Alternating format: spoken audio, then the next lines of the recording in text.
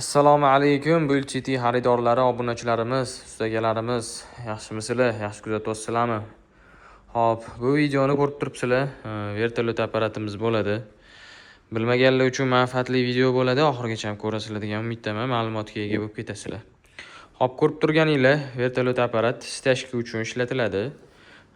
Nima ish vazifani bajaradi deydiganlar uchun bu stashka bo'lgandan keyin bilsanglar, tekislab beruvchi, betonni shlipovka qilib beruvchi apparat mana shu bo'ladi.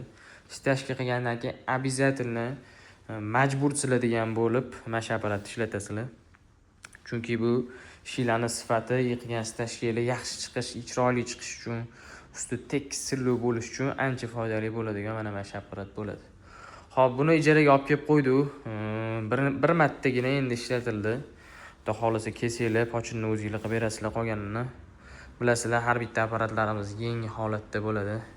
Menimcha hech qayerda unaqa narsani ijaraga berishmasa kerak. Xo'p, endi xarakteristikasiga o'tamiz. Xo'p, 60 talik bo'ladi. Laganda 60 talik laganda aylantirib, 4 ta pichoqlari bo'ladi o'zida. Shu o'lchamda aylanib tekislashda davom etadi. Motorlari original motor bo'ladi. Bani tufta, fufli apparat emas bular. Buni apparatni tuftalari ham bor. Arzonga ham berishyapti. Bilasizlar, bizda hammasi sifatli. Xo'p, bu launching motor bo'ladi. Bu misol standart comfort premium oladigan bo'lsa, bu почти premium hisobga kiradi.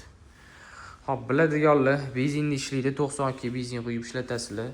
Benzin alohida, moy alohida quyiladi bunga. Moy yaxshisini quysanglar, bularga kak ovqatdek quvvat bo'ladi. Do'shlari ja baland bo'lmaydi, 5 shumni ishlangan. Do'shja baland bo'lib qulomiyani yevormaydi. Bu boshqaradigan richagi, rulli desa ham bo'ladi. Bu yoqdan gaz berib ishlatiladi.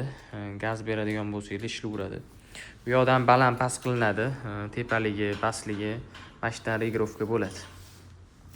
Xo'p, mana bu ruchnoy deyiladi. Mabodo bu tez aylantirib kelib qolganda o'chirishga uspet qila olmaydigan bo'lsangiz, shunda tushirib qo'yasizlar, shunda avtomatik o'chadi. Xo'p, yana qanaqa ma'lumot kerak bo'ladi, izohlarga qoldiringlar.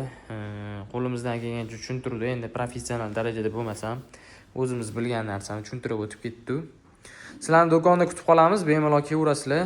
Mana shunaqa chiroyli ijaraga apparat texnikalar so'rab yurgan, tanish bilishlarga videolarni yuborib qo'yinglar. Like, komment portlatib yuboringlar. Biz o'shanda o'sishda davom etamiz. Murojaat qilaverasizlar.